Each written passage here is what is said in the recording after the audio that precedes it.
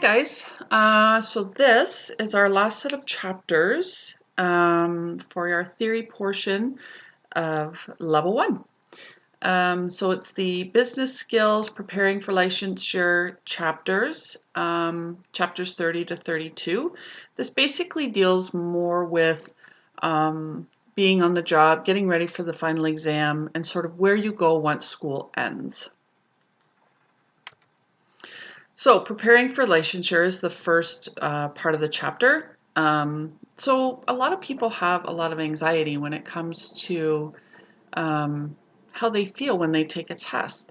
So what kind of emotions do you have when you're prior to taking a test? Are you anxious? Are you nervous? Are you confident? You know, all those things sort of come with how you're prepared.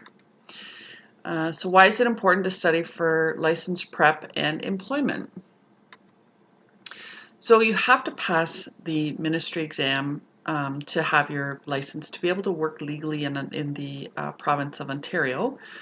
A successful job search for the job you want to try and find the job that's the right fit for you. Practically preparing everything you need from your resume, doing some homework on where it is that you want to work, building your confidence to help secure your job. There's plenty of great jobs for energetic, hardworking, and talented people. You will achieve success through your self-motivation, energy, and persistence.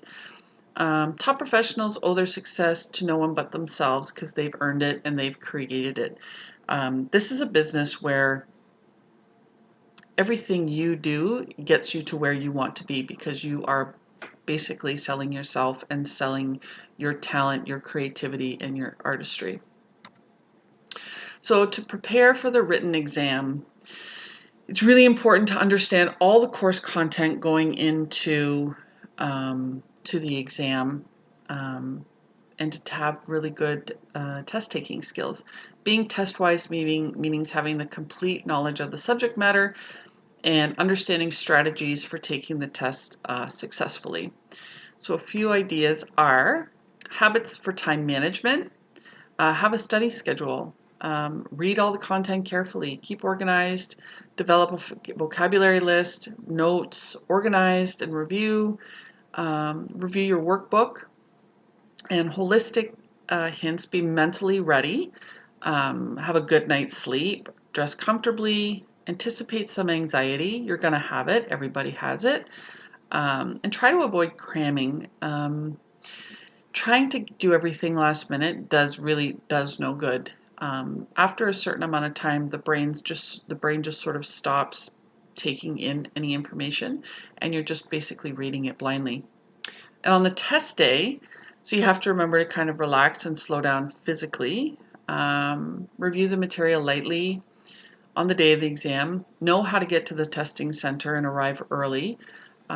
Don't try and rush to get there, and if you get late, try and actually go a few days in advance. Just try and do like a little drive-by so that you feel comfortable about where you're going. Wear a watch to monitor your time. Answer the easiest questions first. Mark all your skip questions so they're easy to find when you go back. Read all the questions very carefully. Answer all the questions. You can't you don't get a mark for a question that you don't answer, and if it's a multiple choice, you have 1 in 25% chance of being right, even if you take a guess. Only change the answers if you know for sure that it is incorrect. Check the test booklet and make sure you've answered all the questions before you turn it in. So deductive reasoning is the process of reaching logical conclusions by using logical thinking.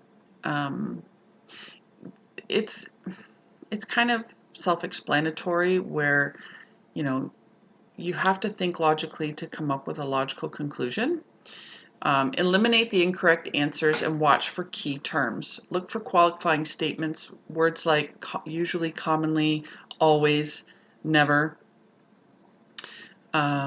Study the stem. So the stem of the question is the basic question of the problem. It will provide a clue, usually to the correct answer. And watch for grammatical cues. Example, if the last word of the stem ends with "an," the answer must begin with a consonant versus a vowel.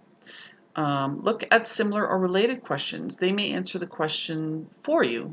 So sometimes if you answer a question, then 2 or 3 down, you know, the answer is in that next question, so you can actually go back and change that answer. And at that time, that's really the only good time to change an answer. Usually your first guess is right. The test format is multiple choice. So read the entire question and all the choices really carefully. Sometimes they put words in there to kind of try and confuse you, or they go again about the question sort of in a backwards format. So read it really carefully. If you don't get it the first time, don't rush through it. Read it again. Go back, read it again until you understand that question completely, and then all the answers make sense. Look for the best answer. Eliminate all the incorrect answers. Just sort of scratch them out. When 2 choices are close or similar, one is probably correct. If 2 choices are identical, both will be wrong. When 2 choices are opposite, one is probably right and the other is probably wrong. And all of the above responses are often correct. Note words like not, except,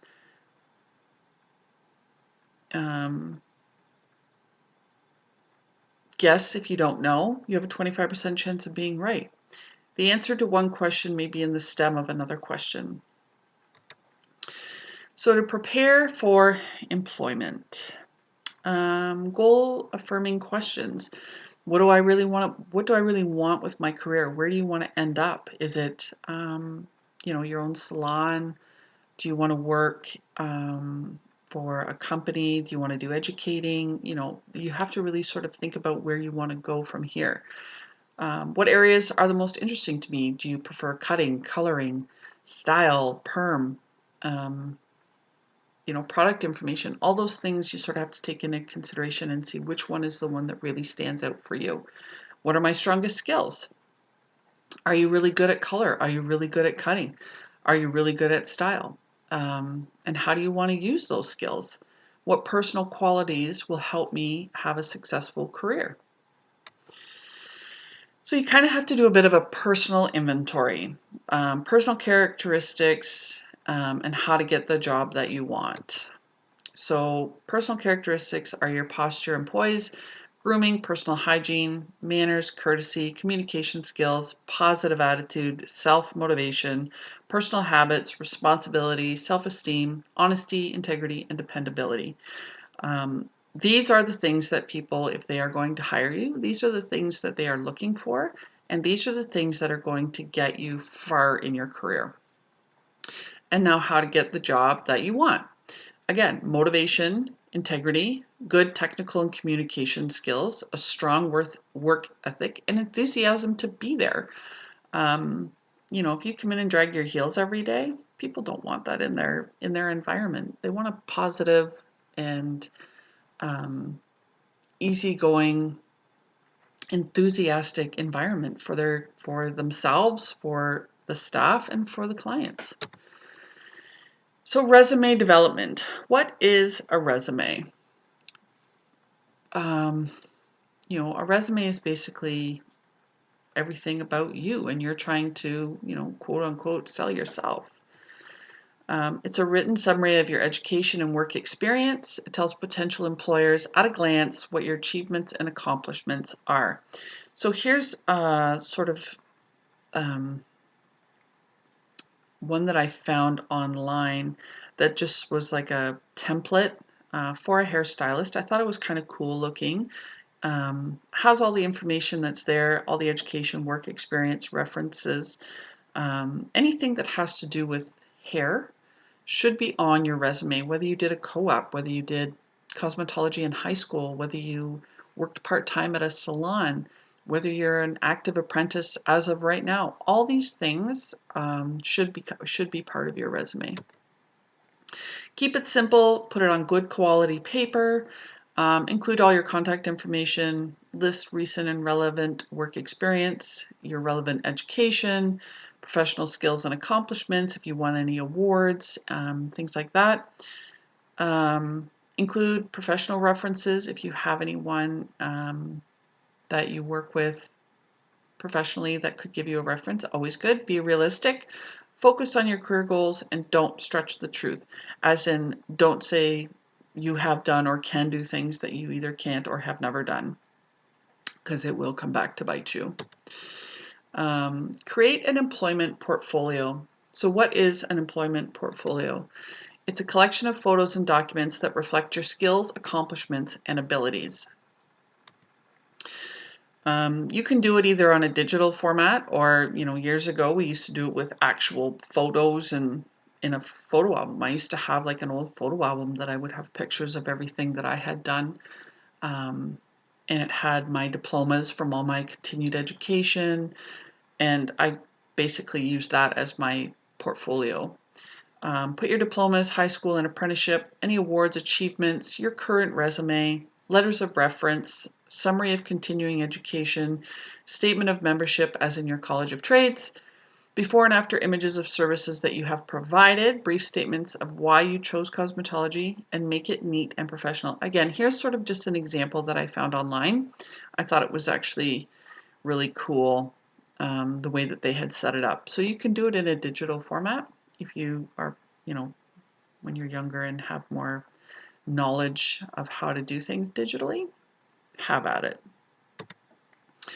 How to find the best place for you. So not every salon is going to be a perfect fit for you. They each sort of have their own culture, so it's really important to find something that's going to be comfortable for you.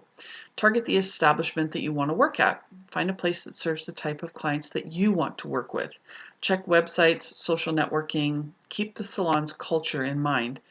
Do your research. Visit the salon. Talk to the owner, the manager, the stylist.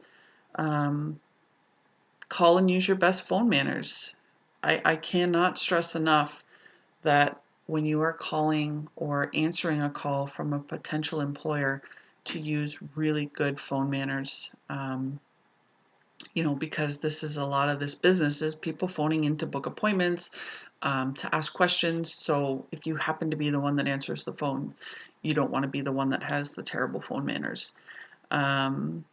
Explain that you're preparing to graduate from school, looking for a potential position and have some questions. Ask if they're looking for a stylist. Ask if you can make an appointment to observe. For the salon visit, check all the areas that will affect your final decision. The front, the waiting area, the workstations. Are you happy with how the vibe is sort of set up in the salon for how you would be a part of that? Is it professional? Does the management seem, on target? Do they have good retail? How are their prices and their services? Do they offer full service? Are their prices, really low, really high, middle of the road? These are all things that you want to consider. So then with your job interview, you contact the salon and they request an interview with you. Check the salon website. Follow the instructions for filling out forms or sending in your resume. Follow up with a phone call or email. If they don't have an opening, ask if they would keep your resume on file for future, and thank your contacts for their time and their consideration. So interview preparation, always have your ID ready. Make sure your wardrobe is appropriate. Don't wear anything that's too over the top or don't underdress. Wear something that is comfortable, something that suits you and sort of,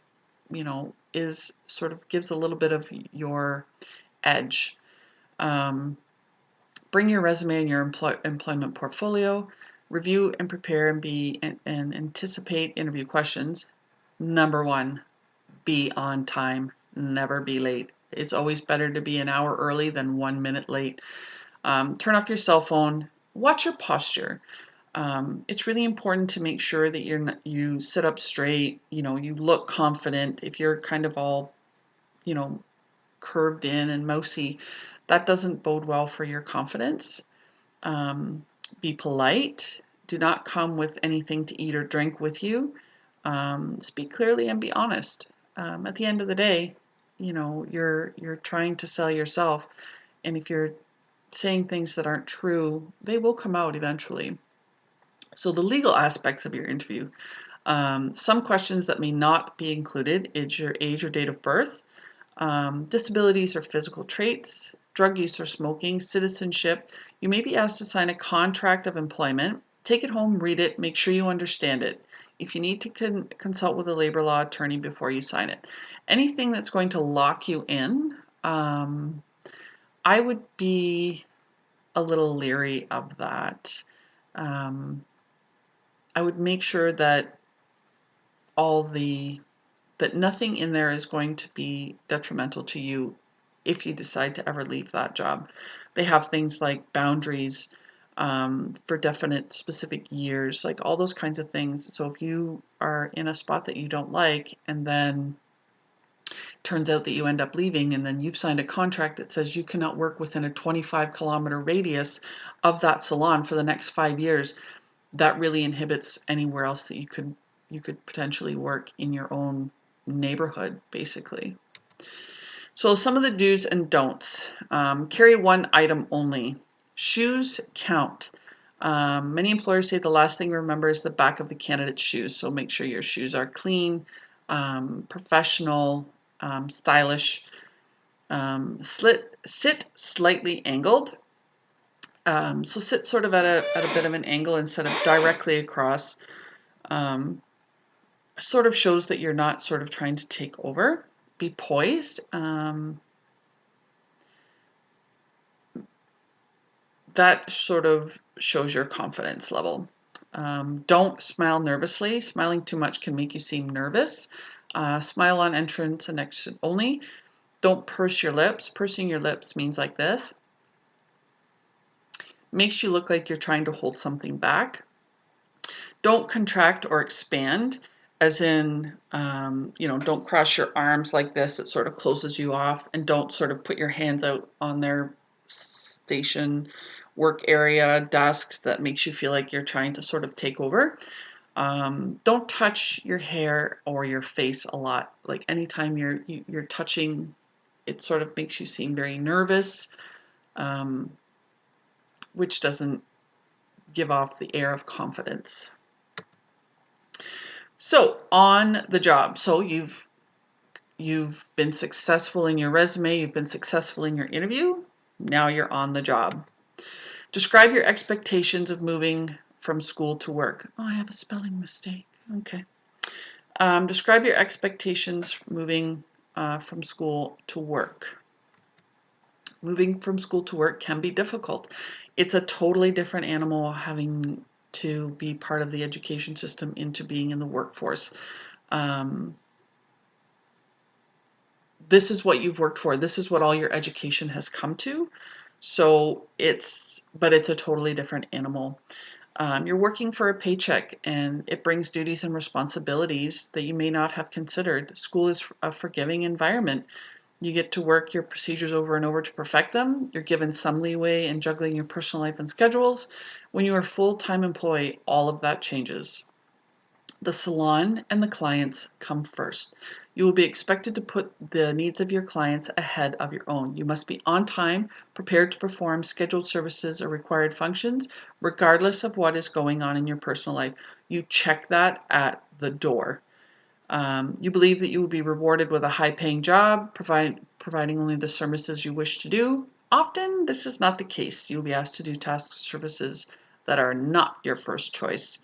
That means, starting off cutting little kids' hair and all the stuff that the other stylists don't want to do because they have earned the right to have that seniority. Thrive in a service position. You must put other people first. Be true to your word. Be punctual. Be a problem solver and a lifelong learner. You have to have an open mind to all of these things, or you will not be successful. This is a job that can be very stressful. It asks a lot of you in every way, in a physical way, in a mental way.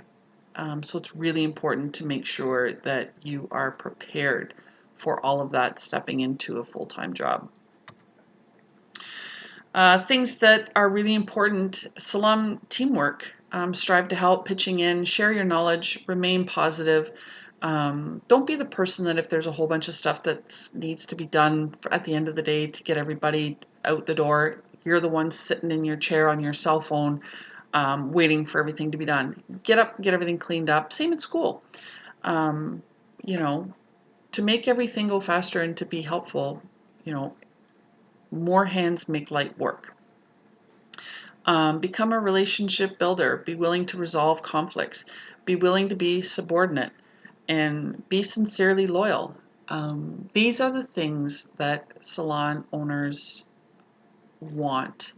They want to feel like you're the type of person that they want to have and bring in under their wing and watch you grow in that environment.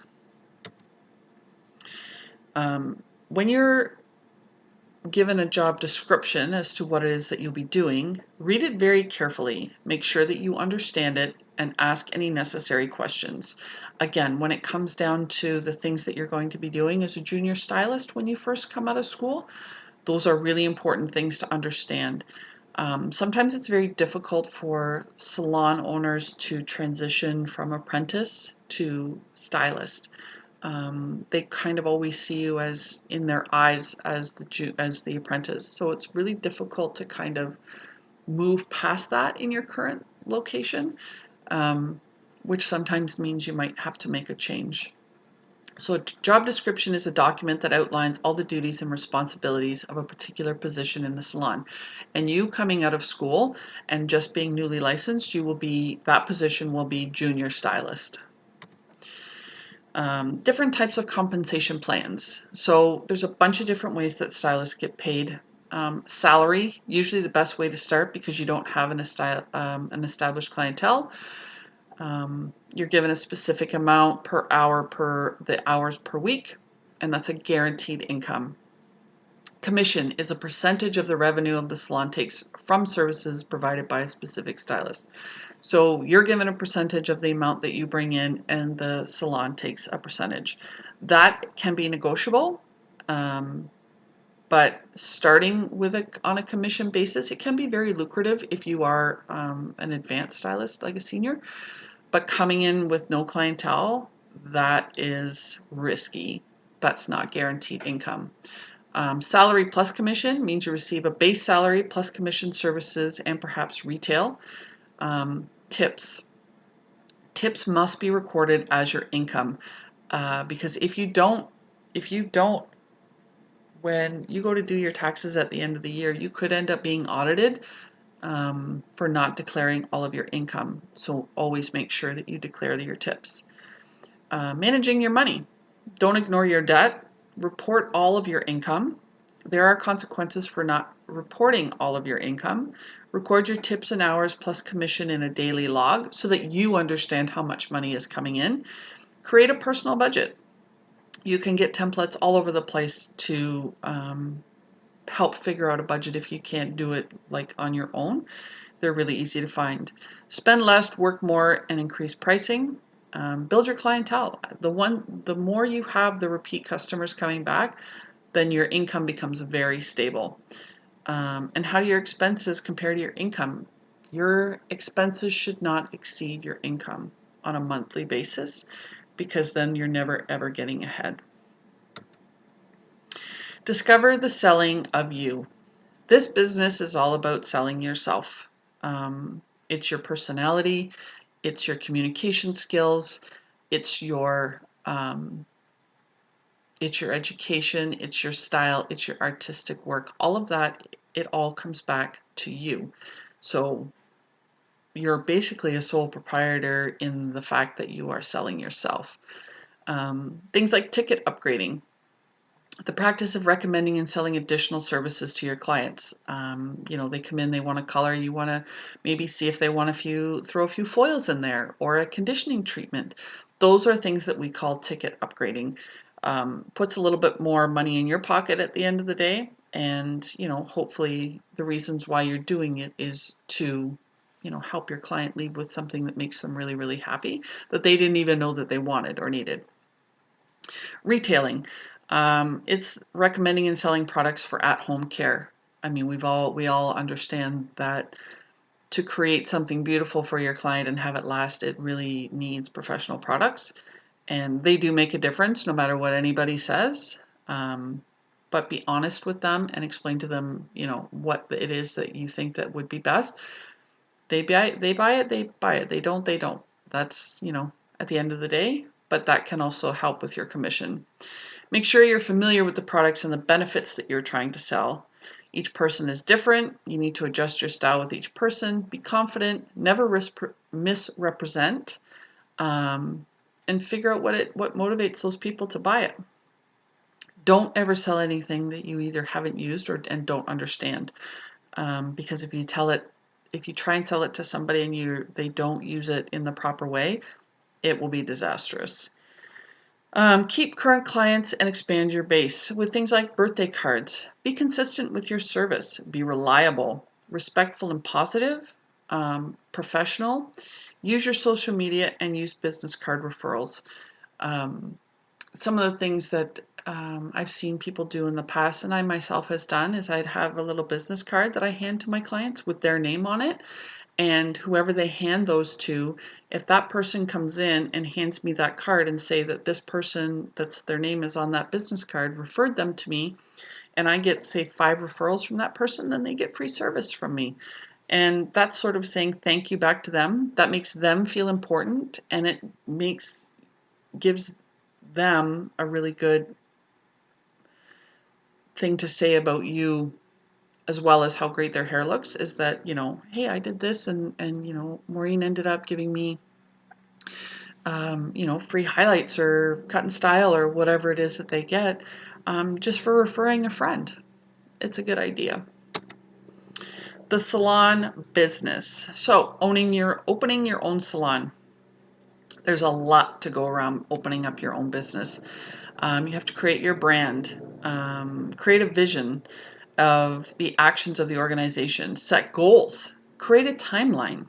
Where are you going to be in a year, 5 years, 10 years? What skills do you personally have that would set you apart from the salon down the road? You have to choose a name. You have to choose a location, written agreements, documents that govern the opening of the salon, things like a lease, vendor contracts, all of that stuff. Demographics. Your location. What type of demographic is there? Is it more seniors? Is it more younger people, young families? Those are the kind of things you need to understand so that you know what kind of clientele will be coming into your business. Any regulations and laws, local, province-wide, federal, they all must be complied with. Insurance, you have to have proper insurance to cover things like malpractice, property liability, fire, theft, business interruption. Salon operation, ongoing and recurring process need to running a business. Record keeping, you need to maintain accurate and complete records of all the financials to be able to, first of all, keep track of everything, and second of all, be able to file your taxes properly at the end of the year. And have salon policies, the rules and policies adopted by the salon to ensure that everyone is treated fairly and consistently, which means the rules are not the same for this person as they are for that person. The rules are the rules, and they need to be abided by everybody. So there are 4 different types of salon ownership. Sole proprietor, which means you are the individual owner of the salon and the manager. You determine all the policies, the decision making, as well as you assume all the expenses and all the profits, and bears all the loss. Partnership. So partnership is 2 or more people that share within the ownership, not always equally, able to have more capital to invest, share skills, talents, work responsibilities, and decision making. You also assume each other's liability and debt. Corporation. It is controlled by 1 or more of stockholders. It's the best way to protect your personal assets. It costs more to set up and run more. There's more corporate formalities. Franchise. So franchise would be something like first choice. This form is when a firm is already successful, enters into a contract with the franchisee, which would be you, using the franchise name, policies, and you pay a fee for that. You pay a fee to be under the umbrella of, as an example, First Choice. The benefits are the name, shared marketing. They do all the marketing for it. There's no guarantee of profit. So make sure you have legal advice before you sign any contract to get into anything within a franchise. So designing a business plan. So this is going to be your assignment that I'll be giving you. And a business plan is something that you have to create to be able to understand everything that you need to know to go into a business. It includes an executive summary, vision statement, mission statement, organizational plan, marketing plan, financial documents, supporting documents, and salon policies. So if you were going to purchase an existing salon, say there's a salon in your area that you really like, the owner is either looking to retire or move on for whatever reason, and they have offered it to you. So it's really important to have a financial audit to determine the actual value, a written purchase and sales agreement, signed statement of all the inventory, which means everything in there will be there when you take over. Investigation of any loan defaults. Do they owe money to anybody? Whether it be for the lease, the building, do they owe money to the government? Do they owe money to the companies where they buy all their products from? And then the confirmed identity of the owners. Is it a sole proprietorship? Is it a partnership? Is it how many people are actually, part of owning this business? Use of the salon's name and reputation. Make sure that that's in the documentation, in the agreement. If you want to continue using that name and you're buying that name, make sure that that's all legally written in all the documents. Disclosure of the client information, which means you get all the information of all the clients that are in that salon. That all becomes yours. Disclosure of facility condition. Does the place have a leaky roof? Does it flood? Does it have asbestos? All those types of things are really important. A non-compete agreement, which then that means if they sell you their salon, that means that they cannot open another salon within a certain radius for a certain amount of years, which means they're not going to take your clientele away from you. And employee agreements. Once you take over, are all those employees and all their clientele, are they all going to leave? So that's important to understand. Do the employees stay? Do they go? So make sure that all of that is part of your agreement. Drawing up a lease. You need to list the exempt equipment and fixtures that are separate. Anything that's attached to the building is basically exempt. Agree on necessary renovations. So things that have to be done, new floor, paint, roof if it's a building that you're going to own, anything like that. And clarify the option to sublease or sublet, which means that if they own the building, or they lease the building, then you can actually sublet from them, which means you pay a portion, they still pay a portion, but it's still in their name. Protecting your business. So if you do decide to go into business for yourself, make sure you keep the premises secured and locked. Make sure you purchase insurance. I cannot stress that enough, that insurance is so important. Know all the laws and sanitary codes when it comes to, the health unit coming in to check up on you. You don't want to be in default of anything like that. Keep accurate records. It's so important to keep yourself organized when it comes to the end of the year. Any payroll, anything coming in and out. Anything you've paid yourself, all of that stuff is so important so that at the end of the year when you go to do your taxes, it's so much easier when you're organized. Business operation. You have to have excellent business sense and knowledge of sound business principles. Starting out when you're young, it's hard unless you have someone in your life or a business partner that is really good with business. When I started my first salon, my girlfriend actually at the time was in university taking business management and marketing. So she was really helpful for me to help me get my business up and running from a marketing standpoint, because I didn't buy it from anybody. I just sort of saw a building that was empty and decided that I wanted to make it into my own salon in a small little town that really didn't have anyone else that did hair there. So I was kind of it, and other than a barber. And it was really important to understand all the things that went into running a business and how to make it successful. And I, at that time, was just a hairstylist. It was really great for me to have her as a resource for all the stuff that I had no idea about. Like business management, you have to have investment capital, which means you have to have money to put into it to get it to start. Efficiency of management, good business procedures, strong computer skills, now more than ever. Not so much when I started, computers weren't really a thing.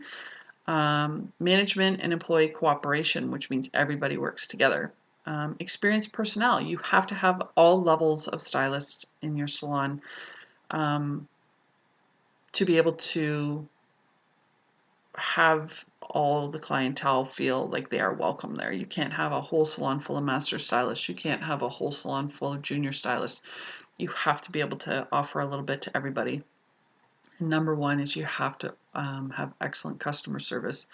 The very first thing people complain about, and it doesn't matter what business it is if they have received bad customer service. And with social media, they are the first to go and complain about. It doesn't matter what store it is. Could be Home Depot. Could it be, the salon down the road? It could be Starbucks coffee. If you get poor customer service, you're more apt to tell the bad than the good. Allocation of funds. So you have to have average expenses and the importance of record keeping. So this is kind of a really good visual of things that you have to look at versus the percentage of the gross income, which gross is the amount of money that's made overall before all the expenses come off. Purchase records. Maintain your inventory. Understand what you have and what you don't. Prevent overstock and shortages. You want something, you go to get it, it's gone. Or you have like 50 of one thing. You don't want that. Monitor pilfering, which means, are your stylists taking stuff home? Are they taking color? Are they taking products? And establish a net worth of what the business is. So supplies, there are two different ways that we have supplies in the store. One is for consumption, which means they are used in your daily business. The back bar shampoo, everything that's used at the stylist station, all that kind of stuff is for consumption. And then your retail section is everything that is sold to the client. Operating a successful salon. You need to plan the layout, hire skilled and educated personnel, properly managing the front desk, efficiently using the telephone, effectively advertising your services. And your salon layout should have a good flow and volume of services. It has to have adequate space. There's nothing worse than feeling cramped. And it should be spacious and inviting retail area, which again, people want to kind of browse. They want to kind of be in an area that they feel comfortable in, not like crowded into a tiny little corner. So here is an example of a salon floor plan that I found online. Just sort of gives a very basic floor plan for 283 square feet salon, which is really small if you think of 283 square feet. Has 2 wet stations, has a manicure, a hair dryer, reception area, and front desk. But you can see still how the flow sort of goes. So when you're going to be designing your own floor plan in your business plan, these are things that you have to take into consideration. And it has to be your vision. You have to be able to see it in your mind and be able to put it on paper. Things that you need to consider for hiring. The person or people that you're hiring, what is their skill level? What do they look like? Do they look like their personal grooming is up? Like if they look like they haven't showered in 3 days, you don't really want that around your clients. Does their image relate to what your image is for your salon? Do they have a good attitude? And how are their communication skills? Are you able to have a conversation with them? Are you able to communicate with them? Payroll and employee benefits. So when you are the salon owner, you have to meet all the payroll obligations, which means paying things like CPP and all of that, all of those deductions that come off what the employees are paid. Offer good benefits. Provide employee evaluations, which means um, on a 6-month or a yearly basis, you have an evaluation with that employee and kind of go over all the good, the bad, and the ugly of what's gone on in the past year. Create a stay with tipping policy. Make it really well understood, like, are you sharing with apprentices? Are you sharing with the shampoo people? Like, all that stuff needs to be in writing. Put your compensation plan in writing, same thing, so that there are no questions asked. Create incentives. If you're the top stylist in selling retail for the month, there should be some type of a bonus, because then that makes everybody want to do better.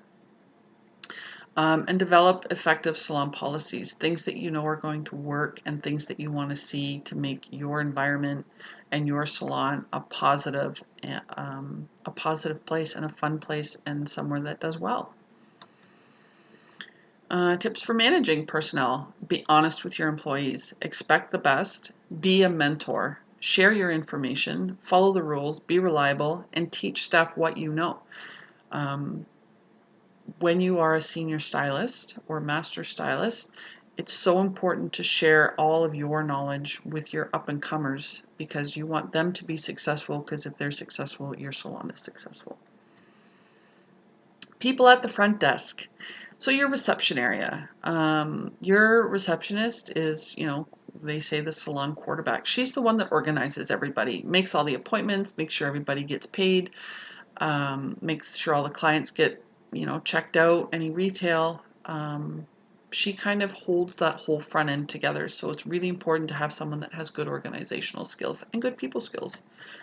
Have a pleasant telephone voice. Show interest and concern. Be polite, respectful, courteous, and tactful.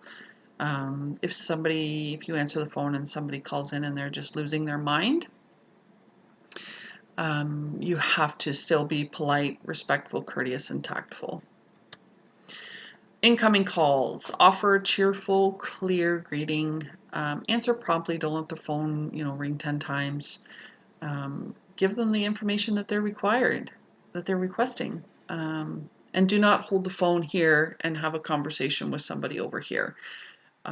That's really inappropriate and very, very rude to the person that's on the other end of the phone. They should be the only person that you're talking to at that time.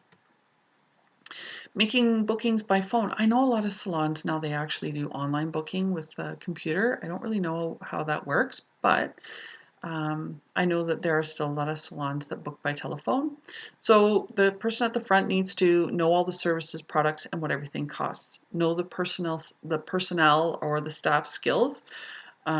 Be fair when you're making the assignments. Don't give everybody, don't give one person all the really high paying things and someone else all the low paying things.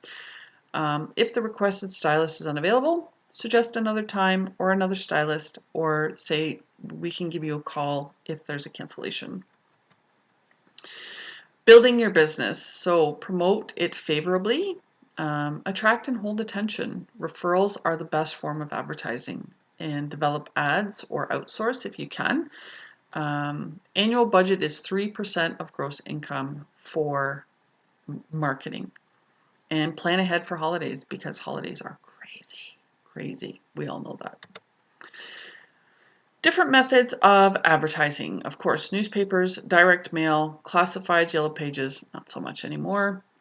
Email newsletters, websites, giveaway promotional items, and window displays. This is also kind of a really good vision of something like you could send out as a mailer or through an email that has sort of different pricing, different things that are offered. All your information, your hours, everything is on there. Selling in the salon. Selling is an important responsibility of the licensed professional. Much of the salon's success revolves around the sale of additional salon services and retail.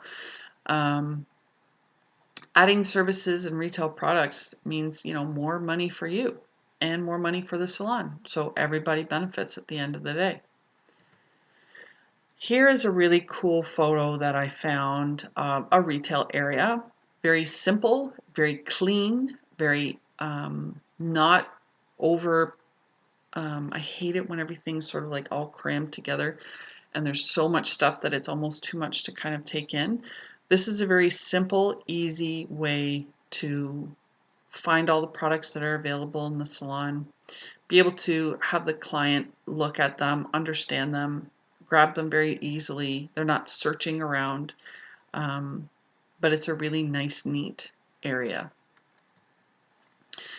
Going into business for a booth rental, which basically means you are your own business and you are renting a chair from the salon owner. So you're responsible for your own clientele, paying the rent, keeping your own records, maintaining your own insurance, complying with the IRS. Here it's the CRA. Use your own phone system. You collect the service fees and you purchase your own supplies. You need to maintain your inventory, you do your own advertising, you pay for your own advanced education, you work in an independent atmosphere, and you adhere to state laws and regulations. So basically, you're a salon owner at your station, and everyone else in that salon is their own salon owner in their own little area. So I thought that this was really funny and can be very fitting. If you haven't done it yet, you will do it. Everyone lets go of the hose at the shampoo bowl and either soaks themselves or people standing beside you or the person in the chair or all of the above. Those are all options when you let go of that hose at the shampoo bowl. And I just thought that that was kind of a little funny ending to our PowerPoint today. So your homework in your theory workbook, chapter 30, questions number 1 to 27, chapter 31, questions number 1 to 45, and chapter 32, questions 1 to 21, not 22, and then 23 to 31. And then I'll be handing out the business plan assignment today in class, and it will be due on April the 7th, which is 3 weeks to be able to complete that assignment. And that is it for the business skills. We'll see you guys soon.